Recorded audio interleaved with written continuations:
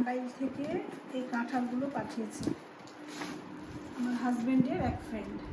আমাকে প্রতি বছর টাঙ্গাইল থেকে কাঁঠাল পাঠায় এভাবে বস্তায় করে। আমি একটু কাঁঠাল খেতে পছন্দ করি, প্রতি বছর নিয়ে আসি। রাজশাহীর আম যেমন অনেক বিখ্যাত, টাঙ্গাইলের কাঁঠাল তেমন খুবই টেস্টি। আমার কিন্তু ভীষণ ভালো লাগে, অনেক পাকা একদম।